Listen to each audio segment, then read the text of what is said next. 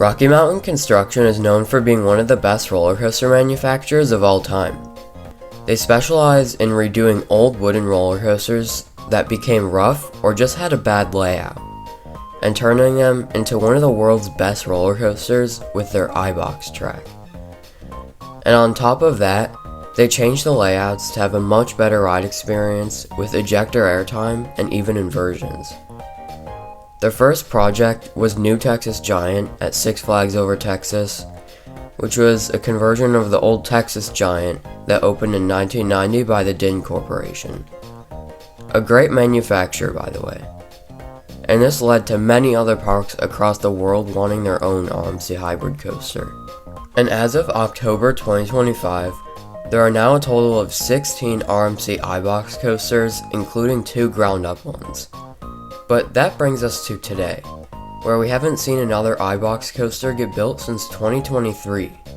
And before that, it was Iron Gwazi in 2022, which was really meant for 2020. This is starting to sound like something to worry about. Why is this happening? When will we see another RMC hybrid coaster? And is RMC starting to fail?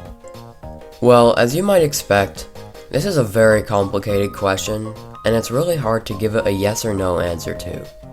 But the first thing we need to remember is that RMC offers more models than just the iBox coaster. They have the Raptors, which are the single rail coasters, where it's only one person per row. And a little while ago, they announced the Wild Moose, which can replace old Wild Mice coasters, like the iBox did for old wooden roller coasters.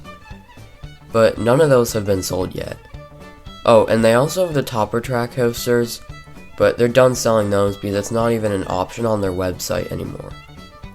And possibly their most talked about model is the T-Rex, which is very similar to a Raptor, but it can go up to 500 feet, which would have been crazy if one ever got built.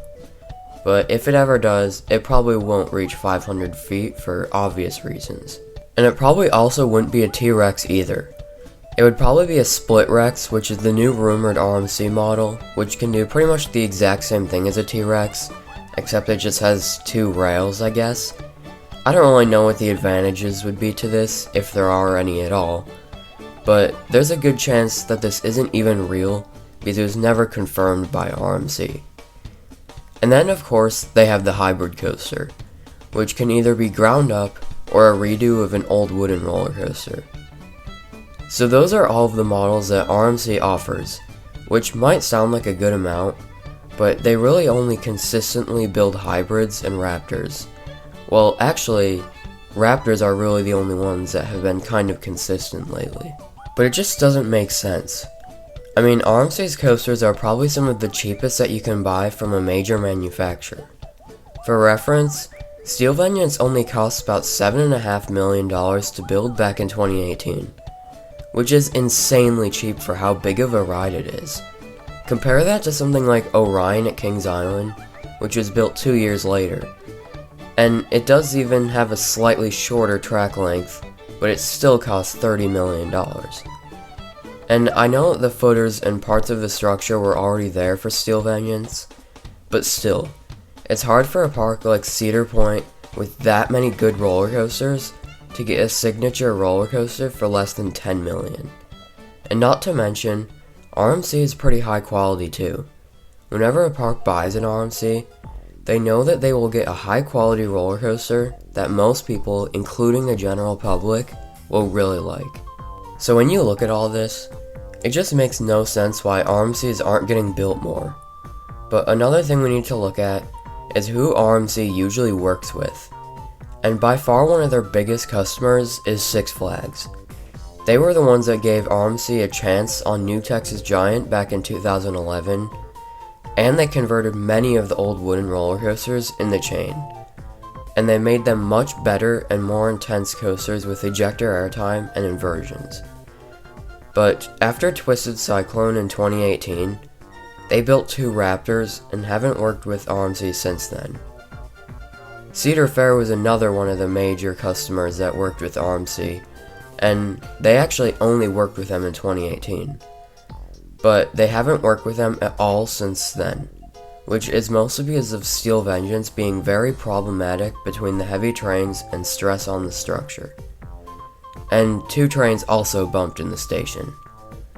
And most other parks that bought from them were independent parks or Hershey parks like Dollywood and Silver Dollar City. But now let's talk about parks that bought RMCs in recent years. There is Hershey Park, Fun Spot, Lost Island, and some more. But do you notice a theme? It's been mostly smaller chains or independent parks buying them recently. And without major chains like Six Flags to buy them, there's a lot less of them opening every year. But why is this all happening? Like I said earlier, RMC is cheap, high quality, and very experienced. So why are parks starting to stop buying from them? Well, even though most RMCs open with barely any problems, there are definitely some exceptions. Like what I said earlier with Steel Vengeance, or even Lightning Rod, which was very unreliable. Even though it wasn't really RMC's fault, it could still easily scare away potential buyers. Another one of the main problems is that RMC isn't really innovating that much. And I don't mean that they aren't coming up with new models, but I just mean that most of what they offer is pretty much the same. After the Raptor was invented, most coasters have just been different variations of the iBox or Raptor.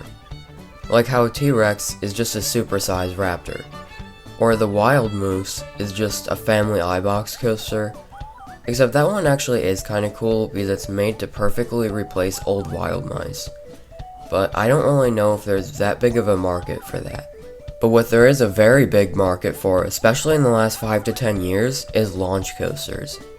But the one time RMC tried one of those, it didn't really work out so well.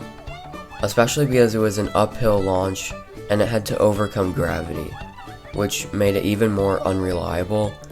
And it got so bad to the point that Dollywood ended up replacing the launch with a high-speed chain lift. So now I have another question. Try to think of how many manufacturers that currently don't have some kind of launch coaster that they will build. The only ones I can think of right away are Gravity Group and GCI, which also haven't built as many coasters lately, but those are a little different because they're all wooden roller coaster manufacturers. But what I'm trying to say is that if RMC could successfully make launch coasters, then I definitely think that there would be more of them opening every year. Maybe not a lot more, but there would definitely be a difference. But that's not the only reason. And this next reason mostly only applies to iBox conversions, but most parks that have an old wooden roller coaster they want to convert into an RMC already did it years ago. The only ones that are left are ones like Boss at Six Flags St. Louis, and if they wanted to do it, it would have happened years ago, and they kind of just keep like teasing it and acting like it's a joke, so I don't really see that happening. But what is the future of RMC? It's very questionable. For example, Raptors have actually been built a lot in the last few years. 3 of them opened in the last year alone. And I think as of now, this is RMC's most marketable model, especially because of how cheap they are. Another intriguing thing about the future is that RMC's website shows that there are 2 other roller coasters coming soon in the US and somewhere else. But that's all the information they give. And sadly, it says 208 for both of them, so they will 100% just be retracts. And this is because if it was going to be conversion, they would call it either iBox or hybrid, so I wouldn't get too excited about it. So now it's time to ask the question one more time. Is RMC failing? Well, no, they are not. Just because there are less iBoxes opening doesn't mean that they're failing. They still have the Raptor model, which is performing pretty well right now. And I do think that they will build a hybrid coaster again. It just might be a little while. But I definitely wouldn't worry about RMC just because they are slowing down a little bit. What do you think about this whole situation? And if you enjoyed this video, then please like, comment, and subscribe for more, and I'll see you in the next video.